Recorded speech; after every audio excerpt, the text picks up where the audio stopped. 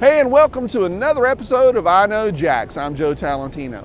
Now, I hope you had a relaxing Thanksgiving. I know I did. So what I want to know is, did you go out and partake in all that craziness on Black Friday too? If you did, you're probably ready to sit down for a few minutes, kick up your feet and relax with a unique local TV show made just for you. Over the years, I've learned that many new viewers find me by flipping through the channels, and it's often said that going spastic with the remote is a guy thing, but I'm not really sure that's true. There are quite a few women who do that too. Well, if you're one of those people who watch the TV with remote in hand, put it down. Let me assure you, today you're in for a treat. And for future reference, you can find my show online as well. It's available on my website at iknowjax.com already on Saturday mornings. I Know Jax celebrated our 6th year anniversary this month, but our friends at the Fish Company actually celebrated their 10-year anniversary this month. Congratulations, guys. Well, we start with some vegetables. In this case, we're going to use some celery. Some celery, not bad. We're going to chop it up kind of fine. Don't need a whole bunch for the portion we're doing today. Well, it is spoon size. It is spoon size. We're not going to go crazy here. We're not making a salad, right? We ain't making a salad, Joe.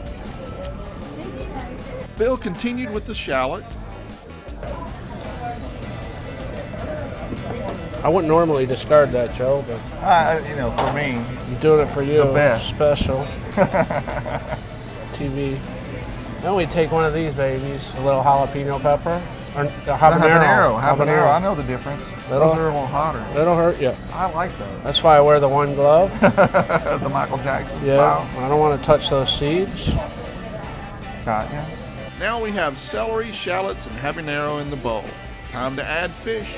Bill cuts the snapper into tiny pieces to reduce the time it takes to marinate. So fresh local ingredients, made right here. Made right here in Florida. Gotta love it. He adds a pinch of sugar to balance the heat just a little bit, and about half a teaspoon of sea salt. Then we add lime and lemon juice. I'm doing pretty much 3 to 1. Gotcha. Lemons, 2 lime juice. So I'm gonna ask a dumb question. Whitefish, is that a type of fish or? Well, we just use several different types of fish. Of whitefish? Okay. Yeah. So one day it could be flounder, one day it could be tilapia. So a whitefish, A whitefish. Okay, cool. So that's about the consistency we want. All right, sweet. So you can see that it's already starting to cook. Yeah. All right. And the trick there is cutting it up into small pieces so you don't have to wait too long, right? That's correct. The fresh basil smells really good. What type of basil is that? That doesn't look like the regular globe basil or... Well... It's that kind of basil. It's basil. What we get from like McClenny, Florida. Gotcha. There's a little Local. herb farm there. Sweet. We're not trying to break any chopping records. No, I don't break any records of any kind. So that's we're just going to use a small amount of that basil. Oh, nice. And we are going to, we pretty much completed the dish. So we pretty much finished our ceviche. So I'll show you how we would serve this. All right. And I'll show you how I would eat it. Because, I don't think you know, but there's the Peruvians who this recipe is based on. Right. They have a certain way of eating ceviche. Oh, I didn't know that. And they don't dip it. Okay. And they don't spoon it. They don't use chips for it. It's one bite. Slurp the whole thing down. Slurp the whole thing down. That way you get everything. My kind of people. Yeah. I like those. So you get the juice and you get everything. So we got our little toasted chip. You take the whole spoon. Dude did it right. So it's like a shot. It's a seafood shot. And it's delicious.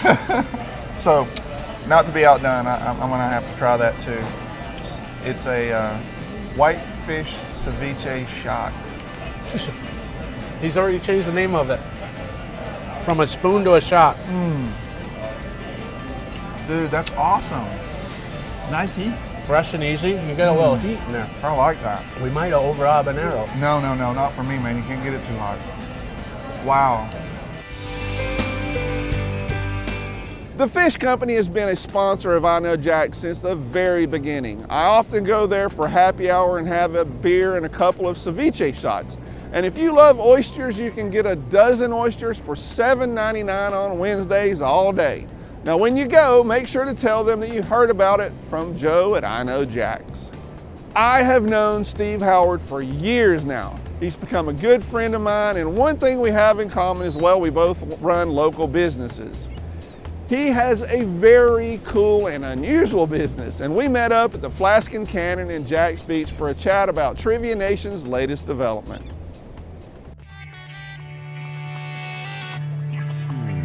Steve, tell me about Trivia Nation. What is it exactly? Sure, Joe. Trivia Nation is a restaurant, bar, country club marketing entertainment company. Okay. It's kind of a lot to say, but we essentially host live trivia shows in restaurants and bars and country clubs, and our main focus is to bring people together to have fun. I like that job. How do I get one? Well, so I've been doing this for 10 years now, and fortunately we have over 100 customers or clients, restaurants, bars, country clubs, every week. We host over 120 live trivia shows every week, and we've had a lot of success, and so we have figured out that we have a special formula to get people to come out and provide a lot of fun to them, and then a high ROI to our restaurant, bar, country club partners. So we're starting a franchise. You figured out the formula, you got it, now you're ready to share the wealth, so to speak. Tell me how that whole thing's gonna work.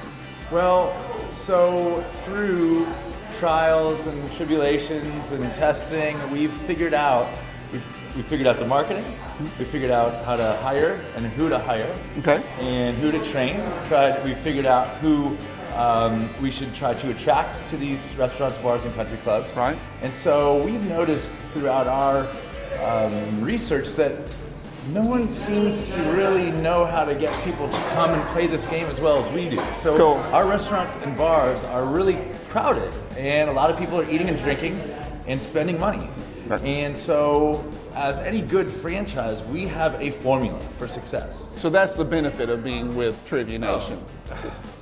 Yeah. That's got to be it, right? So if I could explain a little bit, working with restaurants and bars is extremely difficult.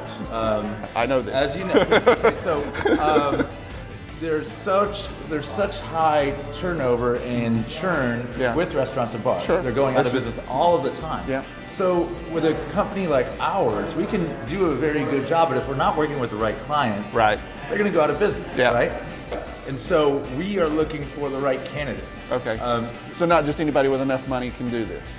That's correct. So, as a franchisor, my understanding that I'm going to build my business through franchisees, what do I need to do? I need to be an excellent franchisor. Right. And I need to choose franchisees properly. Yeah. So tell me this. I got a day job. Do I have to quit my job to do this Trivia Nation thing? Okay, so if I want to be a franchisee? So that's not that I'm quitting my day job, guys, I'm not, but I'm just saying if I wanted to. So that's the great part of buying a Trivia Nation franchise, is you can continue to work at your full-time job and do this part-time and grow it that way. Okay. And then eventually, if you want. So I can start it as a good side hustle and grow it into whatever I want it to be. Absolutely, you can. Okay. As an example, so we're looking for people who want to bring people together to have fun. That's what we do. So we're looking for people who like to go out to restaurants and bars. Okay. Just saying. We're looking for people that have a lot of friends that like to throw parties. We're looking for people that like to go to parties. Yeah. Because this is all about what we do. Right.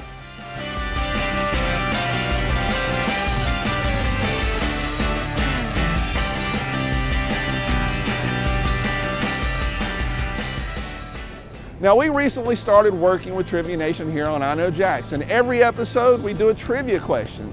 I know I told you to relax and kick your feet up, but I'm also going to make sure that you use all of that awesome brain power of yours. But before we get into that, let's talk about wine.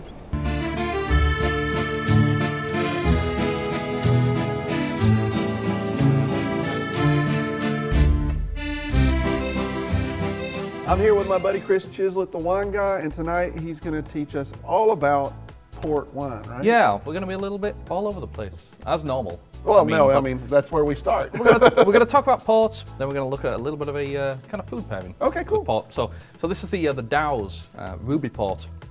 All right, this is kind of where port starts. A bunch of different types of ports.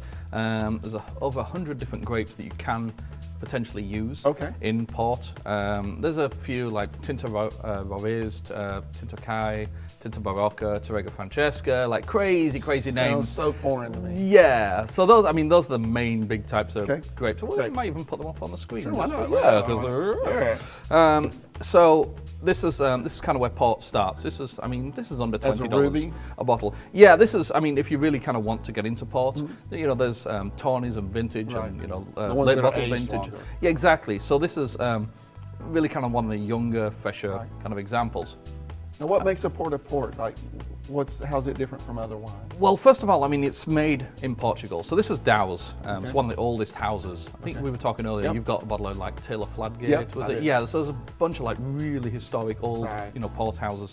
We're talking hundreds of years. Oh yeah. No, in crazy history backing them. Yeah. There's really not many new. It's not like a new port. House. Yeah, really, it's kind of the big guys are kind of controlling the whole thing.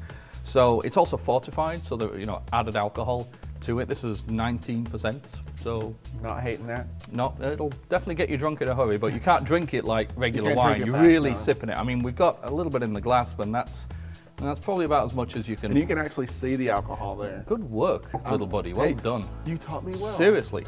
So yeah, if you swirl it, you can really see those legs. Really prominent. Really kind of stains the glass itself, and that's again just the alcohol. So it's a good indicator. And it smells like raisins. Really does. Well done. So yeah, if we give it a little swirl, swirly poo. Really smell the like concentrated fruit. Yeah, but dried fruit. Dried cranberry, raisins, prunes. Yeah, like plum. But yeah, so if you want to give it a little taste, we're gonna I'll let him do the tasting and the eating and all the fun stuff, and I'll just kind of talk while he's. That sounds. I can do that all night long. So what do you think? You see what I mean? A little sip is kind of good. It wakes up the palate, Sweet, but it's for sure. So it's going to be interesting to look at the cheese and the chocolate. Okay. The reason that I've got, really kind of two different food items. We've got a salty Stilton cheese. Right. I never would have thought of that. I liked it with chocolate. I've had it with chocolate desserts before. Yeah, for sure. The way that I liken like Stilton cheese and pairing it with like port, like a sweeter port, it's almost like chocolate covered popcorn. It shouldn't work. Shouldn't go together, but they do. Yeah, because it's like the salty and the sweet. So that's kind of what we're doing here. So the cheese, try the cheese. Yeah, sure. So have a little bit of cheese and essentially rinse it down with some of the port.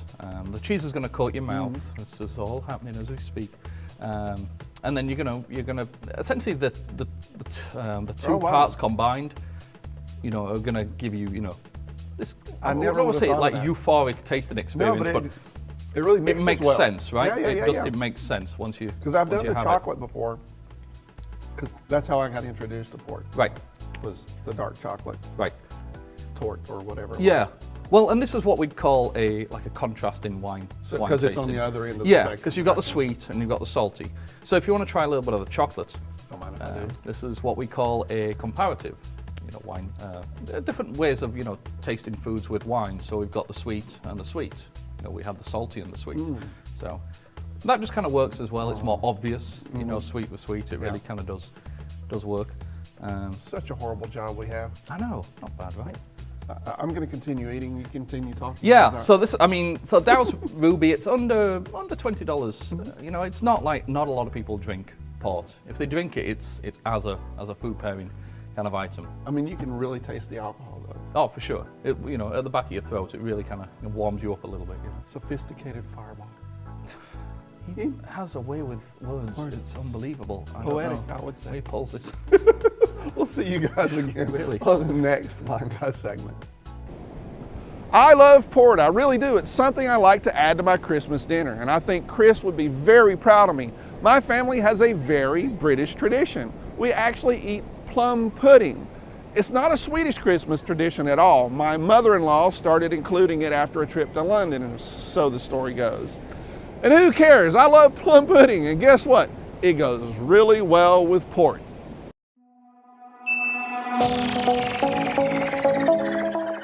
Hey, this is Steve with Trivia Nation. It's time to get your think on. What late celebrity has appeared on the cover of People magazine nearly 60 times, more than anyone else in history by a wide margin? Again, what late celebrity has appeared on the cover of People magazine nearly 60 times, more than anyone else in history by a wide margin?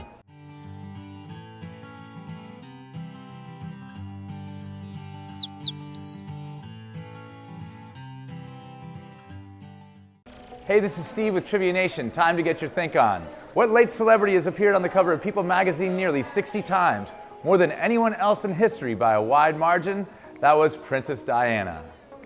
Please join us at any of our 50 locations in Northeast Florida. Just go to trivianation.com for more details.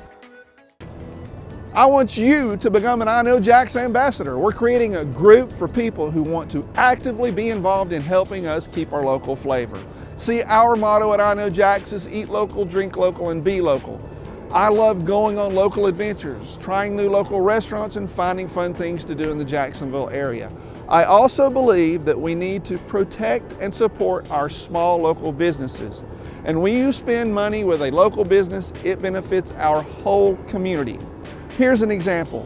A local restaurant is often buying local Mayport shrimp and local produce, but a chain restaurant places a big order for the group, and most likely their supplies are shipped in from somewhere else. They might even be using frozen shrimp from China. You can think about it this way too. If you order lunch for 20 people for your office from a local restaurant, that makes a huge difference for the local sandwich shop. If you do it from a big chain, not so much. Having thriving local restaurants, craft breweries, and other businesses is what makes a city unique.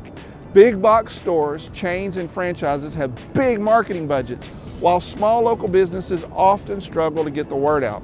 This is where I Know Jax makes a difference. We help showcase these great local places. Now, it's important to our community to stay local, to not get overrun by the big national chains. We want to keep our local flavor, plain and simple. I believe that this is the true goal of I Know Jax, and now I'm starting the ambassador program so that you can help. As an ambassador, you will get to actively be involved in I Know Jax. You can sign up to volunteer in a variety of projects. How much time you want to spend is of course up to you, because this is a volunteer project. To be successful, you need to be comfortable using social media. I'm starting a special Facebook group for communication, and we'll also have regular in-person meetups all around town. If you're interested, all you got to do is go to this web address and fill out the form. Thanks for hanging out with me. I always enjoy your company, and I hope you enjoy mine too. I hope you consider signing up for the I Know Jax Ambassador Program. I have great plans for us in 2018, and I think it's going to be a lot of fun. Next week, we're going to have a story from the Hot Shot Bakery in St. Augustine, among other things, so you don't want to miss that. That's it for today. I'll be back next Sunday at 6:30 p.m. on CW17, or if you can't see me there, check out my website at iknowjax.com. I'll have the new episode uploaded Saturday for your viewing pleasure. See you next week, but before then, I'll see you on the internet.